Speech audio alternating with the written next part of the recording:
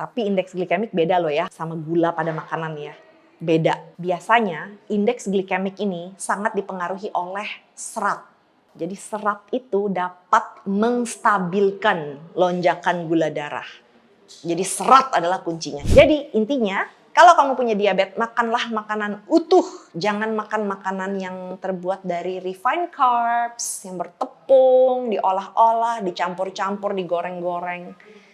Coach bilang indeks glikemik pada nasi itu tinggi, betul, dan gak baik untuk penderita diabetes. Tergantung, emang indeks glikemik itu apa sih?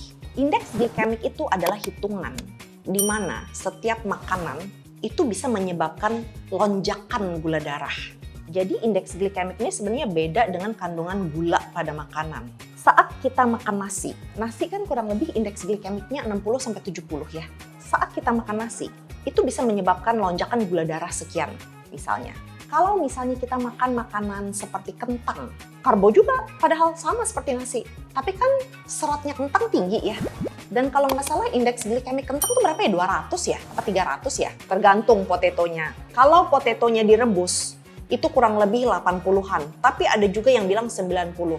Tapi intinya potato ini antara 50-110 tergantung potetonya diapain.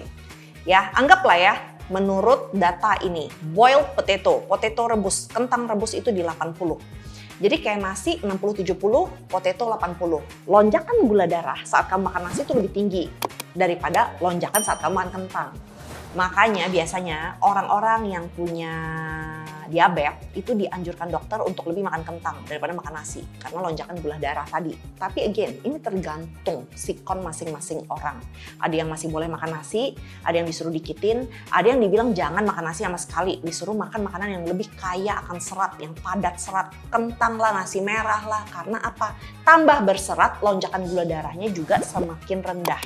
Gitu aja. Jadi indeks glikemik ini sebenarnya semua makanan tuh punya indeks glikemiknya sendiri. Tergantung makanan apa, cara diolah, terus campuran lagi makanan yang dicampur, yang dimakan berbarengan dengan makanan itu tuh apa, itu akan mengubah indeks glikemiknya. Sehingga kalau misalnya indeks glikemiknya makin tinggi, berarti lonjakan gula darah yang disebabkannya enggak setinggi yang rendah.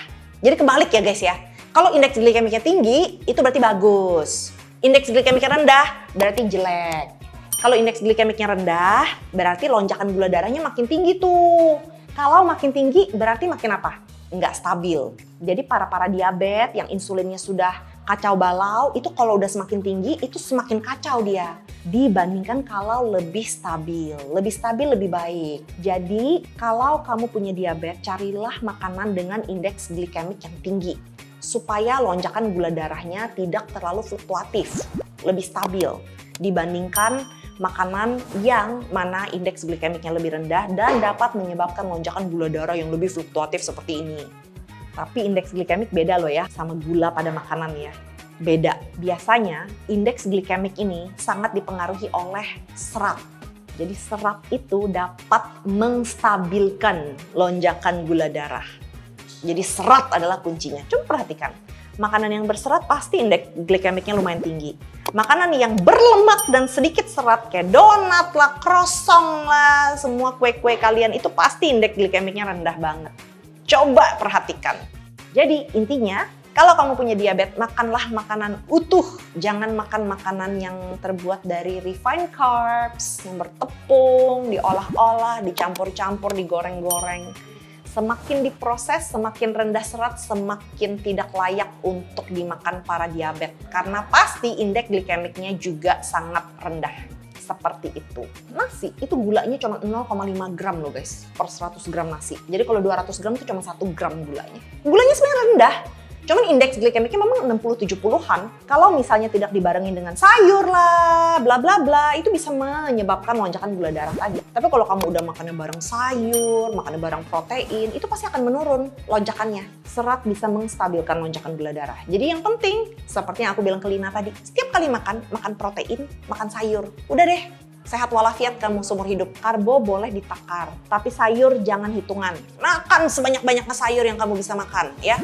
Protein secukupnya. Cukup untuk meningkatkan imunitas kamu, pemulihan tubuh kamu, pembangunan otot kamu. Udah, nggak usah berlebihan. Kalau serat, kamu boleh makan sebanyak-banyaknya. Karena kebanyakan orang rata-rata memang kurang serat sih.